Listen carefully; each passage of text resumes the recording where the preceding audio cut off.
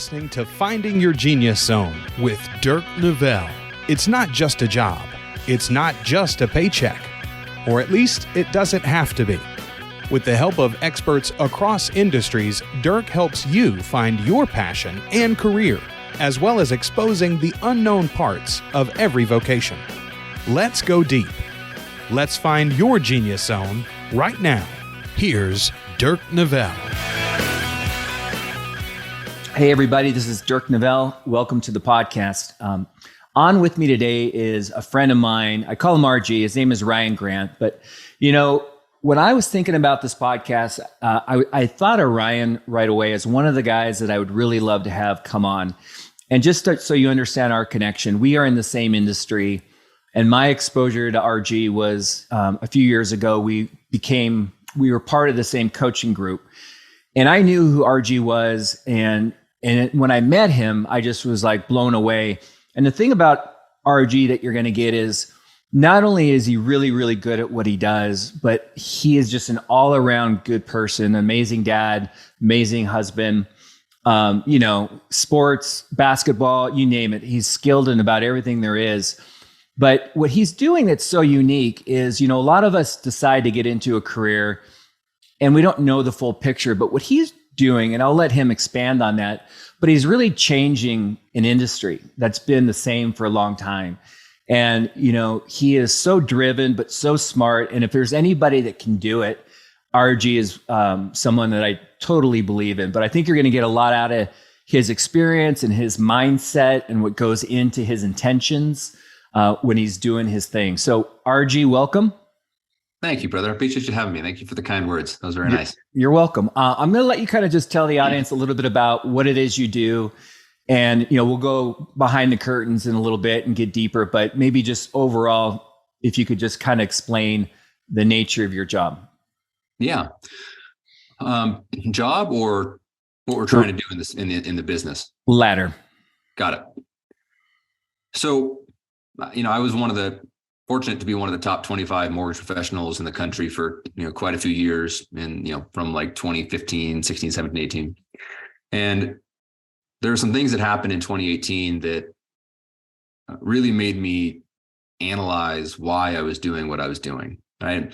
Initially, it was because I can make a really good living, right? I can make a good level of income. Everyone will tell you this, but it's almost impossible to experience without going through it, which is that money will not fill the hole, right? Money is not the driver. It never will be. It never can be. And, I realized in 2018 that I wasn't proud of selling more debt than other people. I wasn't proud of the impact I was having on the families that we were serving.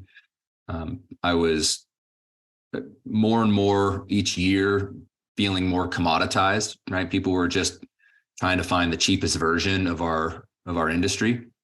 And then there was an experience where one of the families that we helped, this lady lost her husband in a car accident.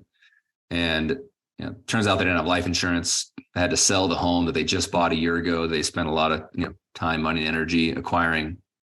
And I knew that was my fault.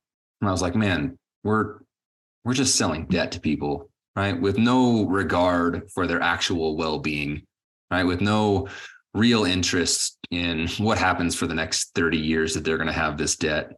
And that's just, there's people that say client for life or they're going to do, but I've never met an originator that does it at a high level outside of, what we're doing now. And I've never met a company that had any sort of real just cause or mission other than close a lot of loans, make a lot of money, right? Like that's every mortgage company's deal. And I was not inspired. Right? I lost any inspiration. I definitely was not fulfilled with the work that I was doing. I didn't feel safe because, I was losing clients and didn't feel like I was offering anything different than anybody else. So, I made the decision that, both me and my team, we're never going to be a dollar more expensive unless we can, quantifiably show someone how we're going to help them to be more of a successful homeowner, right? To grow their generational wealth, to quite frankly, accomplish goals in real estate or finance that they almost certainly would not without us. And we've been on that journey ever since. And It's been really great to find other people in our industry that also believe what we believed.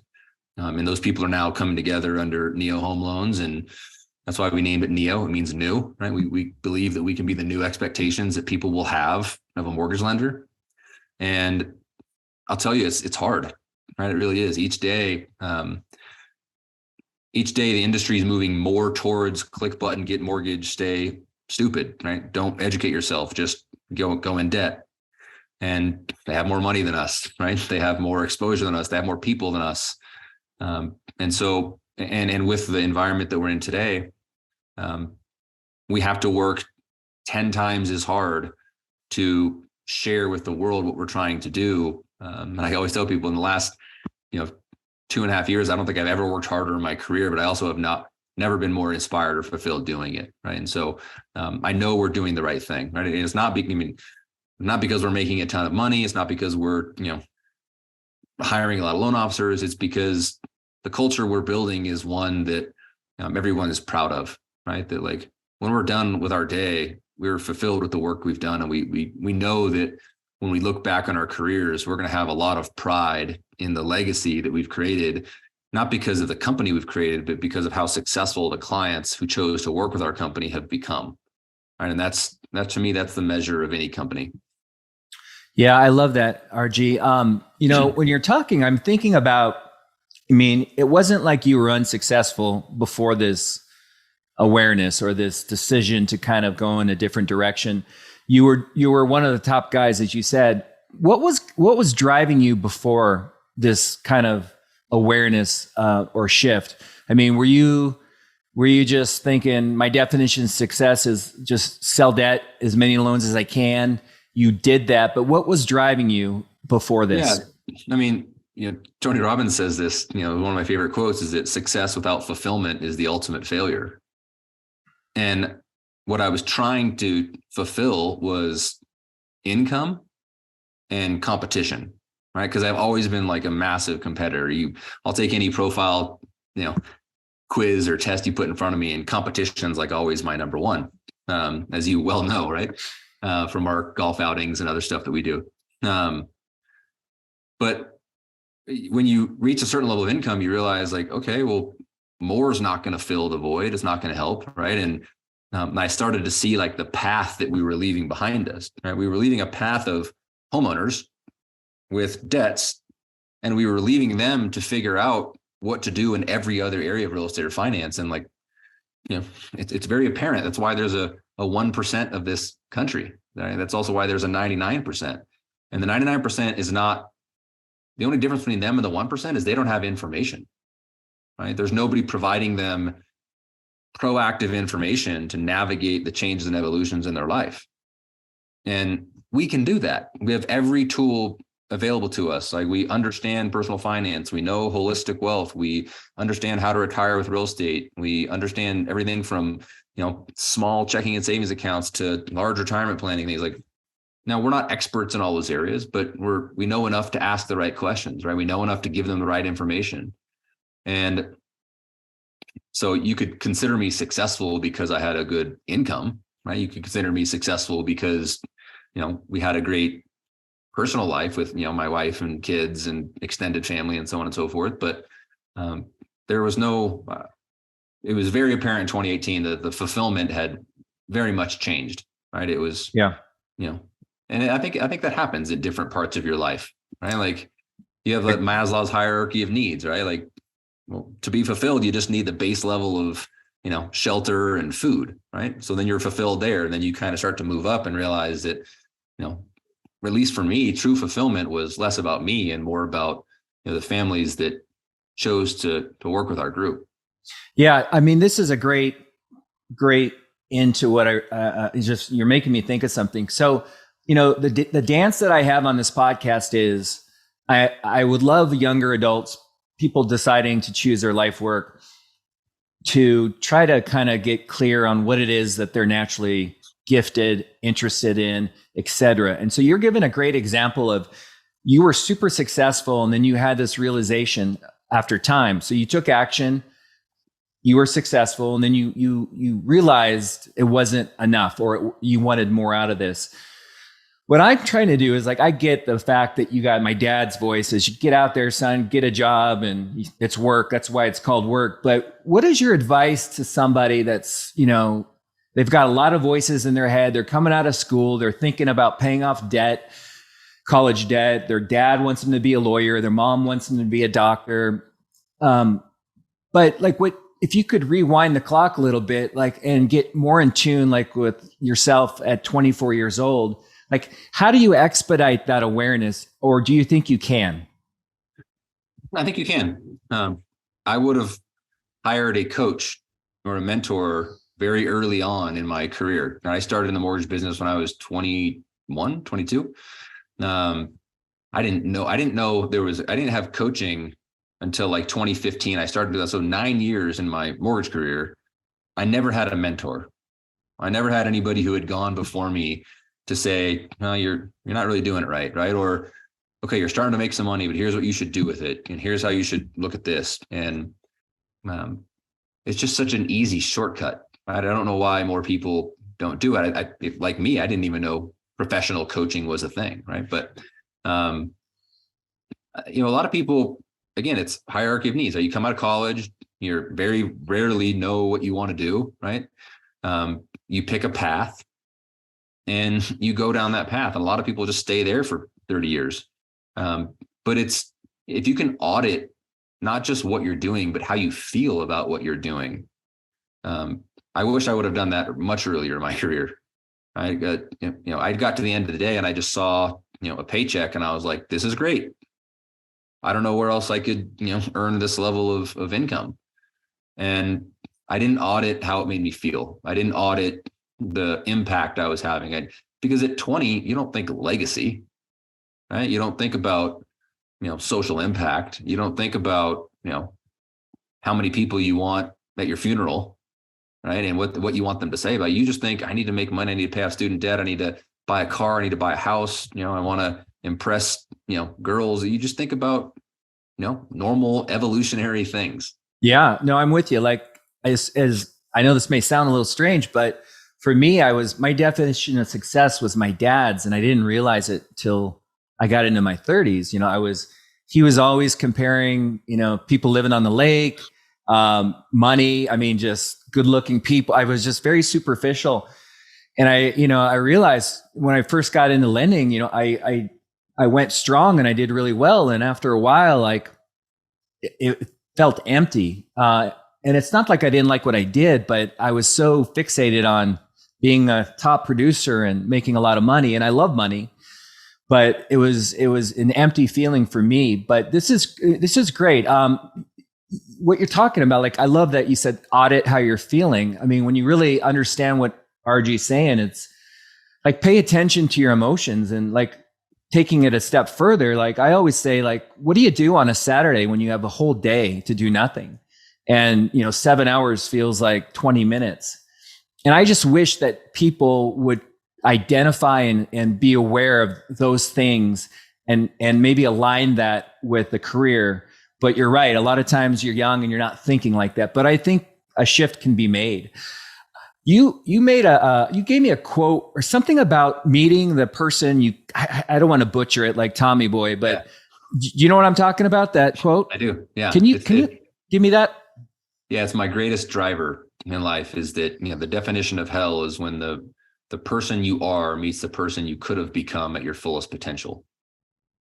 Right. So when you die, you walk up to the man or woman that you could have become, and you see what they've created with their life. You see the impact they made. You see the legacy they've left. You see the relationships they've built. And you see how great of a husband or mother or father, you just see this life and you go, that could have been me, right? If I would have just made the right choices and reached my fullest potential. And, again, I didn't hear that until probably my early 30s. But that really turned a screw that made me think very differently about the choices I make and the, people I choose to spend time with, and the, where I invest all assets, time, money, energy, awareness, love, respect. And, it's just a driver. Like I don't know what my fullest potential is, but I can tell you we're working hard to get there. Yeah, I agree. So people see like in the industry, like I've got a buddy of mine that knew who you were when he worked with you at Fairway, and they see you, RG is an amazing speaker. Obviously he runs a company of some really talented people, a great producer, but what you don't really, you see that, but you don't understand what comes behind that. Can you talk a little bit about some of the things that people that are interested in getting involved, like maybe owning a business or getting involved in selling debt or the mortgage industry? Like, what is it that they need to know about if they're going to try to follow in your footsteps? Because it's not always easy. And I'm sure that you get up early and you work hard. And what are some of those things that you could help articulate so people aren't getting into this business blindly? If we're just specifically speaking of the mortgage industry, right, not business ownership in general, my advice would be understand what you're taking on. Because the mortgage industry in 2023 is massively different than it was even a year ago, right? And prior. I think that our industry now there's two clear paths, right? And we're driving down one, and most people are driving down, well, some people are driving down another. Most people are in the middle. And I think this is probably good for any industry, is that realize the two most prevalent paths, right? Which is, one is click button, get mortgage, super cheap, don't talk to anybody, get your mortgage and move on. And the other one is a high level of value, right? A consistent and constant maturation of your generational wealth profile. It's, guidance for years. It's advice. It's someone saying, hey, we're going to take you from where you are to where you want to go. But most people are in the middle of those two things. And the middle is where everyone gets the short end of the stick, right? Because there's a business model by being the cheapest for sure. It's just a race to the bottom, and it's a hard win, right? Very few people are, if any, outside of Neo are trying let's commit to helping the families that we serve do things they wouldn't do otherwise, right? It's a hard path, right? It's a really hard thing to pull off. So most people just live in the middle, right? They try and add value where they can, but they can't afford to be the cheapest because they need to still run a profitable business. And no one knows who they are, right? There's no identity there, right? Like you need a clear identity. And if it's, well, I'm kind of this and I'm kind of that, it's like, well, I would rather have either this or this, but not both, not in the middle. Like, I don't want to pay more than $1 more than the cheapest person if I'm not going to get the level of value I could get from this person. Right. And so I would say that with any industry, right, is that find what makes you unique, find what makes you different, and just drive down that path. And I can only imagine what life would be like and how much of an impact we could have made if I started this in 2005, right, or in 2011 when I really kind of started my actual career.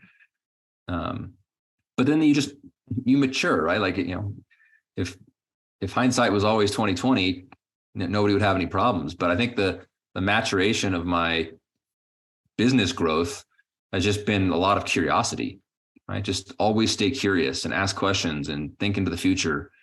But then when you become a business owner, it's very different, right? Because for most of my career, up until really 2020, I was an employee, right? And employees get paid first.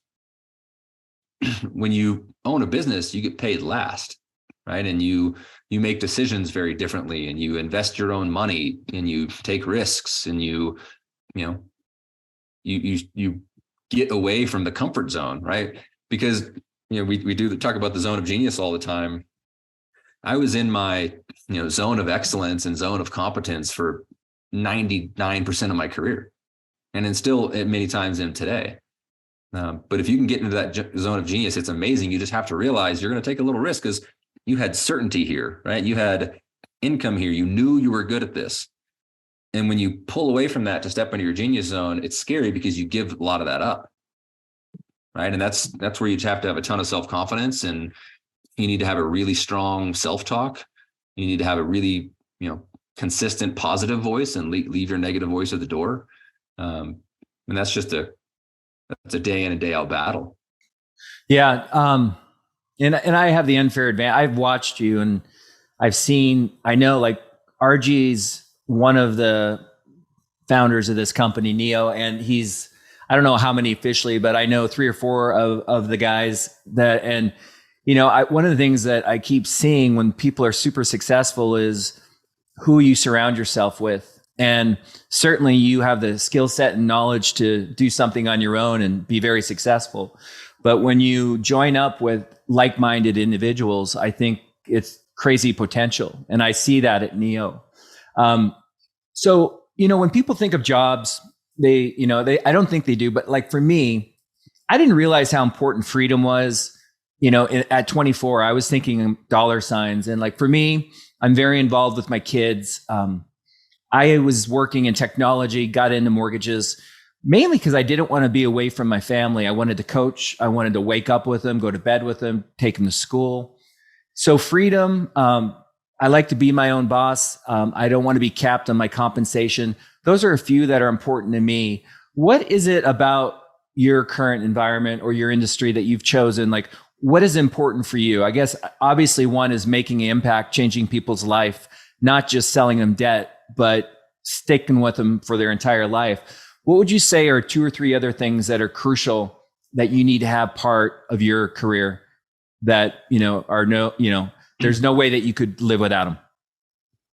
Yeah. I mean, creative freedom and autonomy are really important.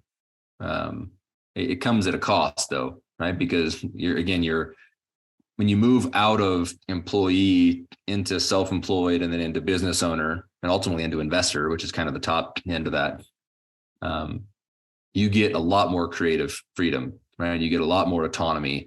I haven't had a boss since, I don't know, maybe 2007, 2008 is when I had my last boss.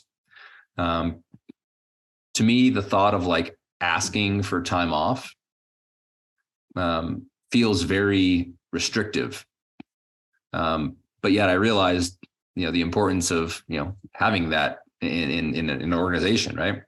But that's where you just have to look and say, like, what kind of person do you want to be, right? Because there's safety and certainty and security oftentimes in being an employee and getting your paycheck and doing your job and doing it well and growing, right?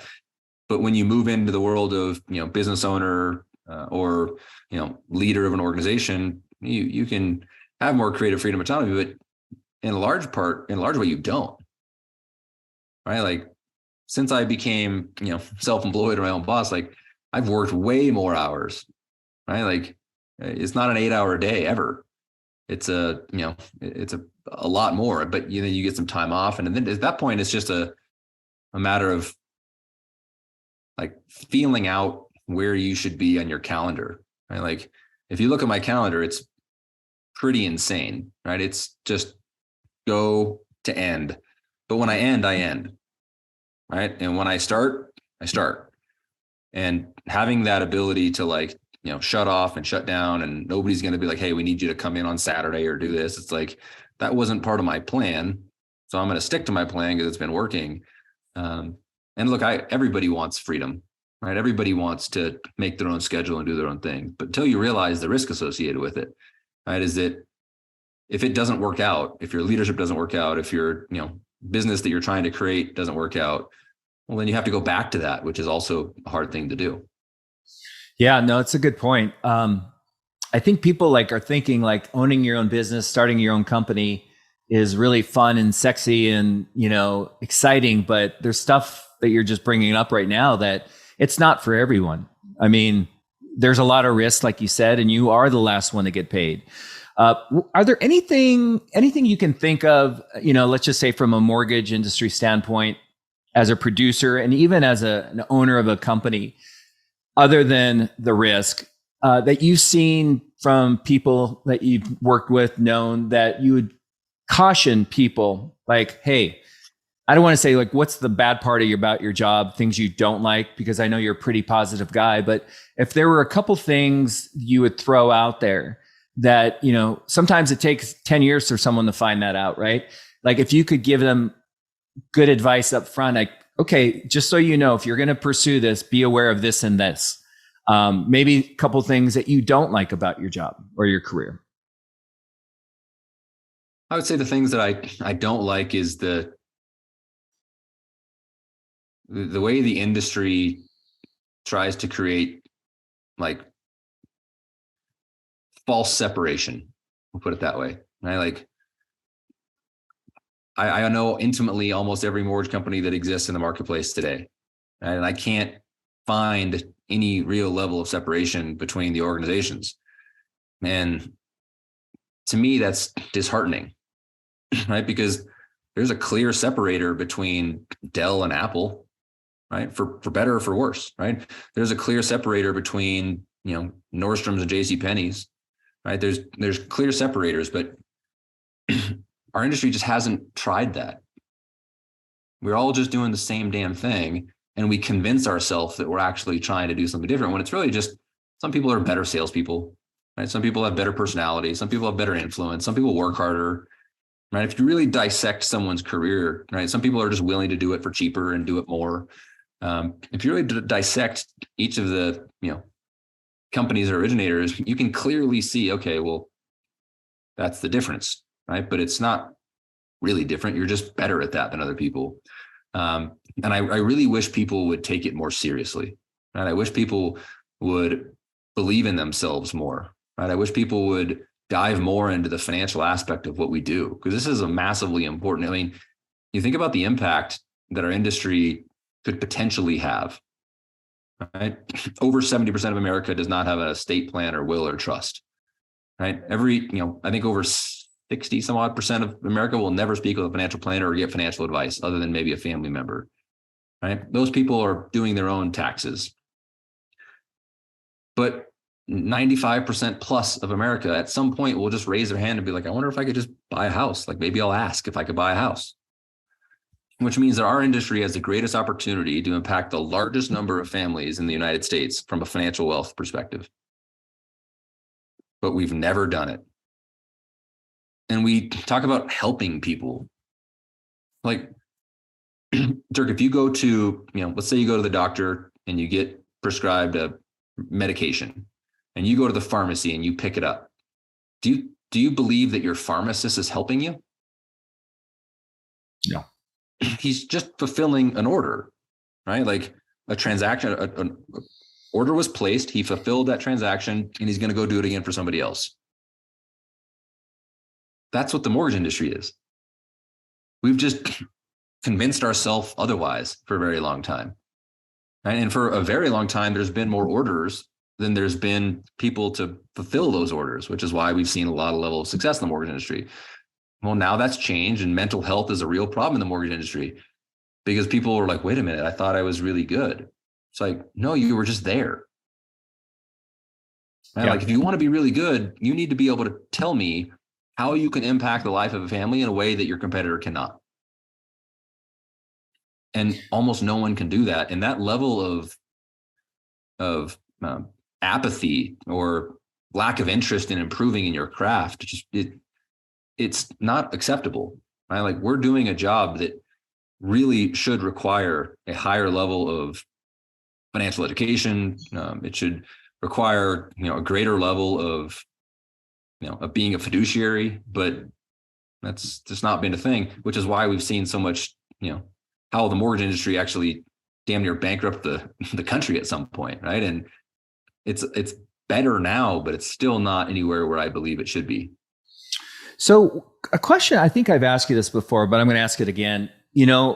I'm following you because I've been in this business a long time, and what you're doing is very different. And what is it like? I mean, getting into the head of a client or a prospect or referral partner, and like they're not even thinking like this in a lot of like I don't think they're coming to you for, I don't want to say a widget, but in their mind a debt. And so when you're offering this value and explaining what you're doing for them, how often do they readily get that? I mean, I would think it's like they're not even thinking like that until, right? I mean, that's an education in itself.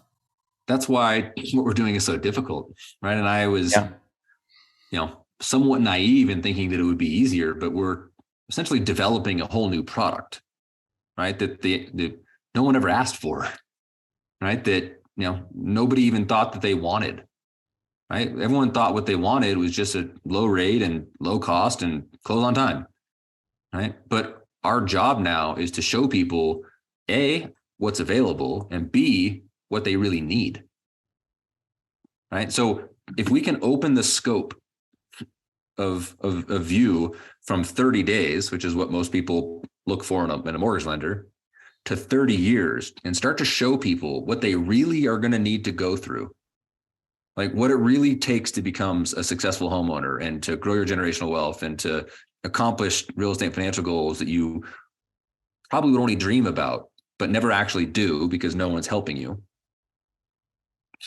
That's our responsibility now, is to say, Dirk, and you were referred to us by Mary. Did she tell you what makes us unique and different as a mortgage company? No, she just said you're great. Okay. Well, let me talk to you about what we do versus what the standard industry does. Right. And look, this is a new thing. Like, that's why our name's Neo.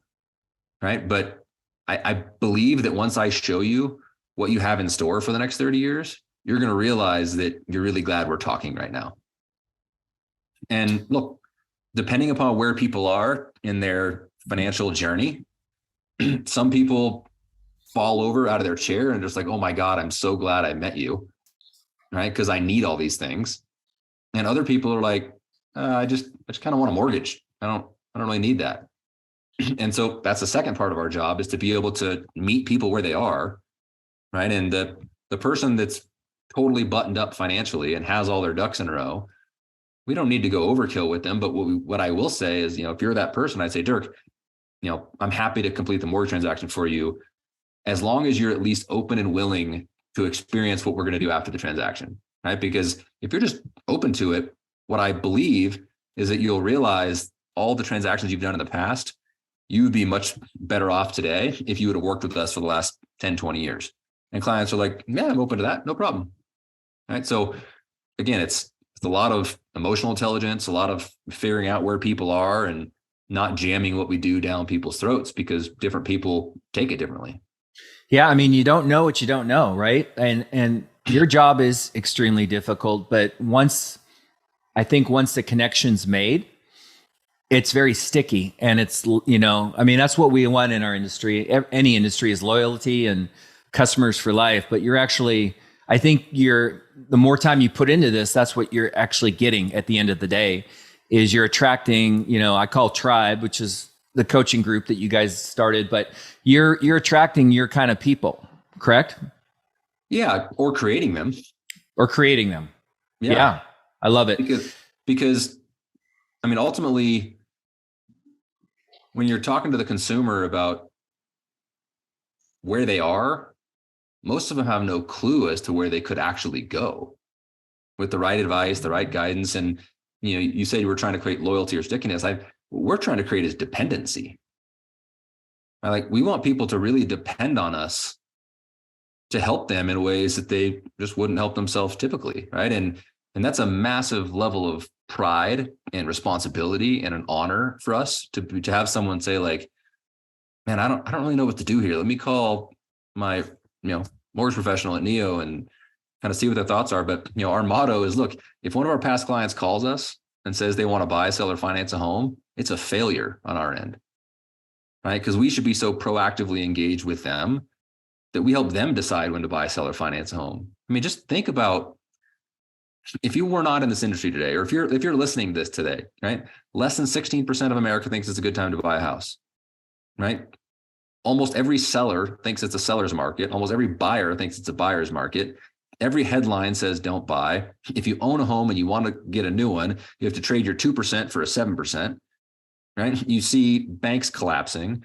You see, recessionary red flags everywhere. Everywhere you turn is like a red flag. But yet our industry and the real estate industry, we sit back and we wait for the average person to manage through all those things I just mentioned, to come up with their idea of, I'm going to buy, I'm going to sell, I'm going to finance. And it's irresponsible because they don't have the tools. We do, And we just keep them to ourselves and hope they come to us with their order in hand, like, need a mortgage. That has to change.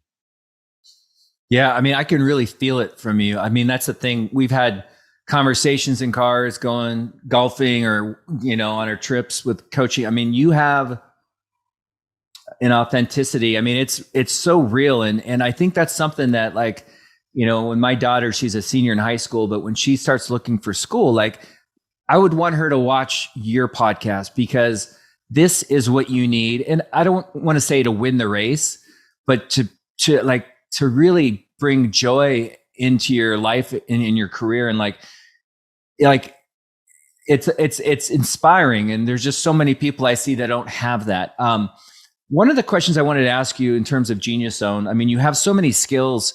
What would you say, like, are there 2 or 3 that you're really proud of yourself? Like, I know you're a really humble guy, but when you kind of give yourself the ability to just to be like, pat yourself on the back, what is it you think that, and by the way, there's you, there's Josh, there's Craig, there's Chris. I mean, you have this all-star crew of people with different skill sets. What is RG? Like, what is your superhero, weapon? Like, what is it about you in that group of Neo all-stars that sets you apart from the rest? Yeah. When I did a superpower exercise with my coach a while back, and the 2 that always jump off the page for me is influence and steadiness. I'll start with the latter. In our industry, it's a roller coaster. I mean, it's good, it's bad, it's up, it's down. There's all sorts of highs and lows. And if you let yourself get extended to the high or to the low, you're going to burn out so fast, right? Because you're going to have a good month or a good, year or whatever the case, and you're just going to think you're God's gift. And then you're going to have a year like 2022, and you're going to think that you're the worst person on the planet. And, or a great thing will happen and you'll be really excited and everyone's happy to be around you. And then a bad thing happens and you turn into an asshole and everyone hates you. Like, you could ask anybody that I've ever worked with. I've never raised my voice. We could have the best month in the history of our company. I'll be like, awesome, it's great. Next month, we could have a terrible month. I'll be like, no big deal. Let's move on. Like, just that steady state. If you can stay in this range and not do this, it's better for you. It's better for everyone around you. Like, you can become the pillar of strength that people can count on for the consistency, right? You don't blaze go to the sun and then, fall down. So I think that for me has been helpful, because I'm never going to get crazy to one end of the spectrum or the other. But the influence one, I think, is one that I've come to really enjoy over time. And in large part, I'm trying to influence people to do things that they wouldn't necessarily do without a push, right? Like, getting someone to realize that they have so much more to offer, right? Getting someone to realize that they don't need to stay safe, getting someone to realize that, leaving an established big behemoth mortgage company that has all the bells and whistles to come work for a startup who's going to change the mortgage industry is a good idea, right? But I think, the Laguna coaching session we had, where Jesse came and said, like, look, you don't want to wake up on your deathbed and realize you lived the 80% version of your life. And that hit me, it hit all of us. And, I talk to people about that often, right? Because people are scared of the wrong thing, right? And going through the fear setting exercise, right? Like, most people are afraid of failure, right? Or making a misstep, but what they should be afraid of is staying the same. Like, for God's sakes, like, if you keep doing what you're doing and playing small and not putting your chips in, you're going to look back and just be so underwhelmed when you have so much more to offer. You have so much more to give. And that's not in our DNA to do. It's not how we're biologically wired, right? We are wired to protect ourselves, to stay safe, right? Because we used to run from saber-tooth tigers and hide in caves, and we just, had to forage and get our meal and get back. We haven't really evolved out of that yet, to realize that we can do so much more. We're already pretty safe, that the the downside of taking a shot, right, or swinging big or going for the downside is not that bad, right? But the downside of staying where you're at and playing small and not giving it your all, you can't even quantify how scared you should be of staying where you are. Yeah. And as we wind this down, as I've gotten to know you, like my initial observation of you is like, this dude's driven. This guy is all business. Like, he's an assassin. I sure hope he doesn't come into my territory, or else I won't have any deals left. But then as I've gotten to know you, I think it's good for the audience to know, like, you're very well-rounded. It's like I know you talked about, like, you pull over before you get home, do all your phone stuff, turn it off. So when you go home with your daughters and your wife, you're present. You're also, you live your life. Like, you golf, you like hoops. You do a lot, I don't know if it was Taekwondo or karate or whatever, but boxing, like, you have a lot of interest. And so you're not a one-trick pony. And, I think the reason I'm saying that is when you see Ryan or RG is like so polished, so successful, such a good dude. But, we haven't even talked about the important stuff, the family and the personal stuff. And, that's the side that I really like about you, because it's like, I love hanging out with you. And, we're not talking about work. We're just having a good time, laughing and whatever. So I think it's really important for people to know that you can be very successful, driven, but I don't know, it doesn't mean much unless you have a balance. And I think you have a great balance. Thank you. Yeah. That is success, right? Like, I think people use that word success inappropriately a lot of times. Like, look how successful I am. They have a failed marriage and they're, not healthy and they're not happy and they're, just burying themselves in work because it's, it actually is an addiction that they can't pull themselves out of. And I've never been that guy. Like, I very much look forward to all the things we plan. Like, I play basketball a lot. I, still am active in martial arts and boxing, and I, love golfing and, love spending time with the family. And we're traveling. You don't have to choose one or the other, right? You just have to be able to know where, like, be where your feet are. Right? Like, just like right now, I'm talking to you. I'm not checking emails. I'm not worried about anything else. Like, I'm right here. And when we're done, I will go be somewhere else, right? And my calendar keeps me very present in those places. And when my calendar's done, I'm present here or there, doing something with the girls. And I think that's people's biggest challenge. It's not that they're overwhelmed. It's just they're never actually where they are, right? Like, you'll be at work missing your daughter's dance recital and half-assing it at work, right? Or you'll be your daughter's dance recital checking emails. And like, you just have to be really clear with, I'm just going to be where I am. And then when I stop being there, I'll shift.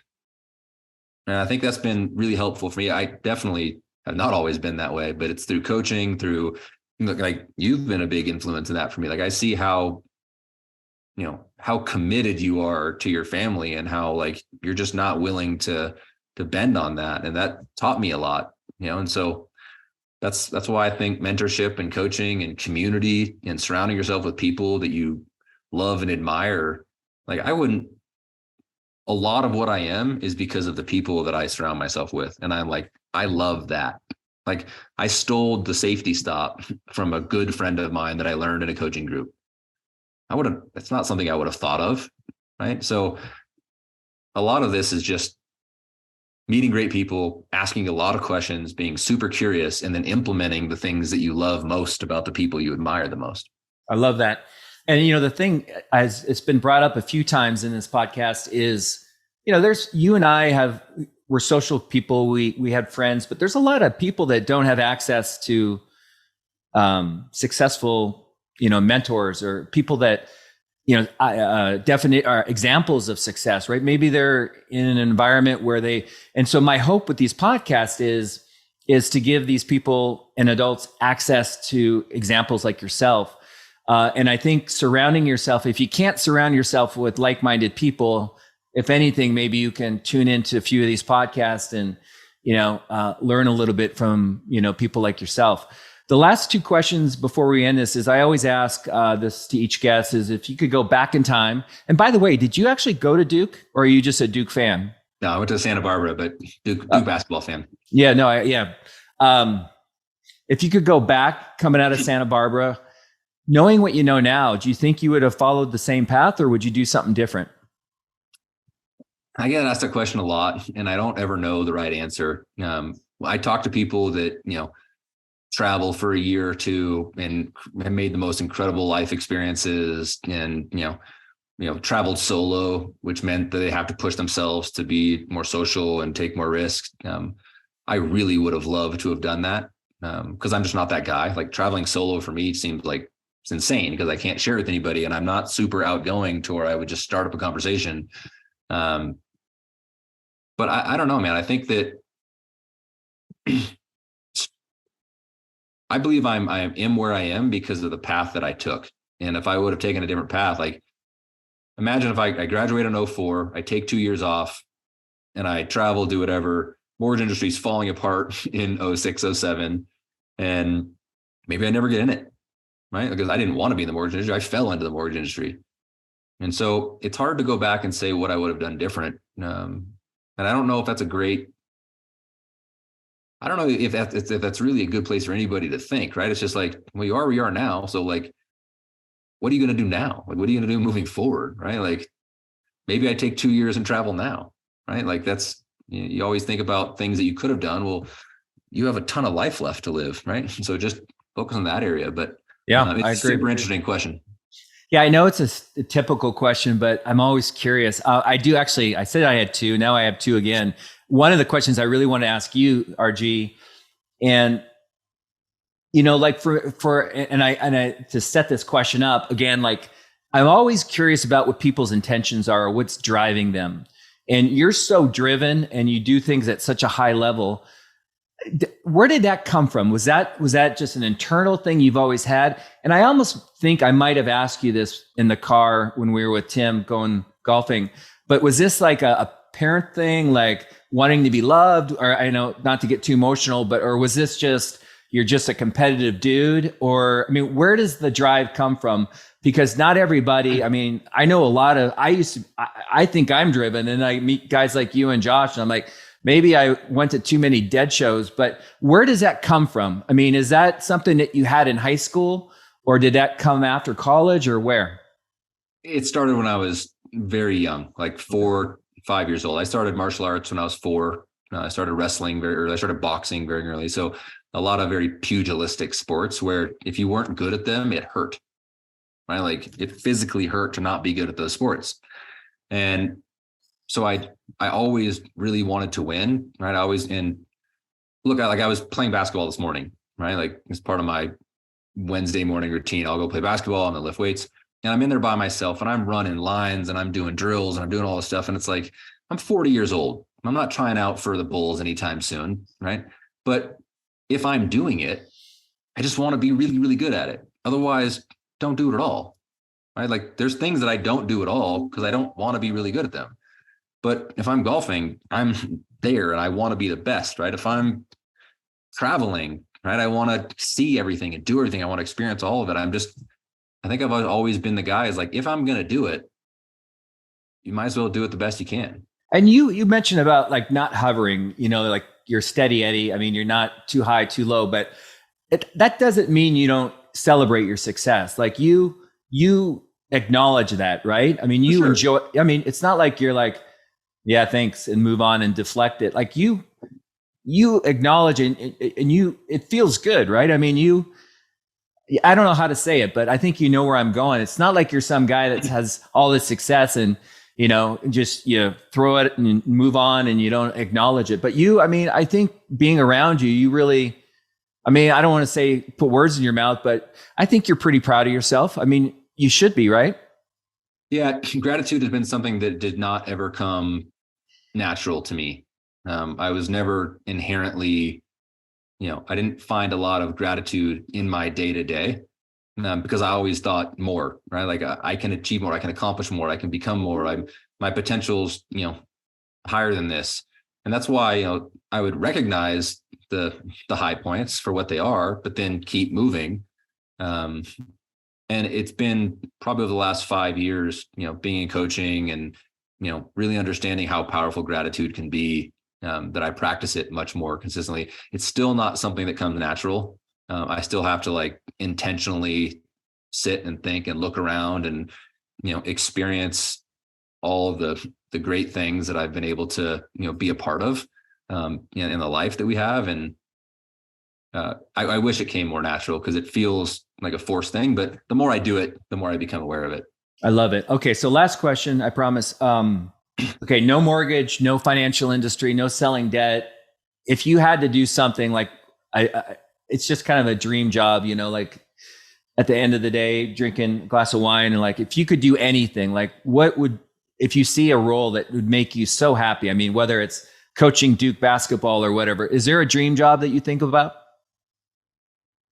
It's always a toss up between professional golfer and, country musician. Here you go. Yeah. All right. I like that.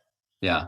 Those are the two things that I wish I would have focused on more growing up to just, I didn't get into either of those until I was, much older, but I absolutely love both of those things: singing, playing guitar, playing golf.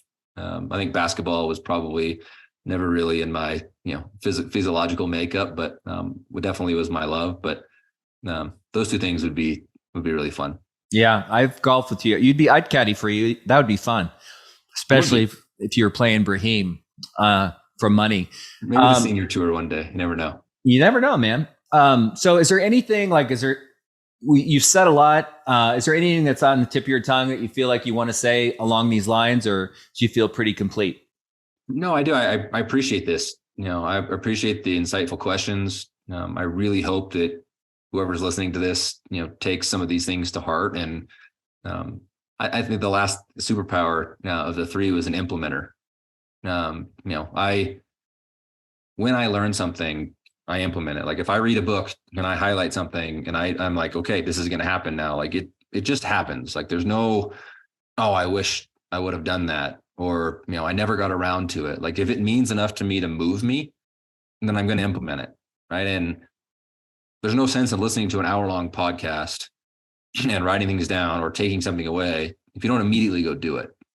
Right. And so I appreciate you asking really great questions. I always love talking to you. And if you're watching this, just take one thing and go do it, whatever it is. Yeah, no, I'm a curious guy, and I love learning from people like you just because it's inspiring. And I'm in your business, and I'll be honest, I think I'm good at what I do, but you're at a whole new level. So anyway, RG, I want to say thank you. I'm going to say goodbye, and I hope we can connect soon. We will, brother. Look forward to seeing you. You're going to be in Austin? I am not. I'm taking a little bow out of the group, but I hope to get back into it soon. All right. Well, let's set something up before then. All right, buddy. Thank you. Talk soon. See ya.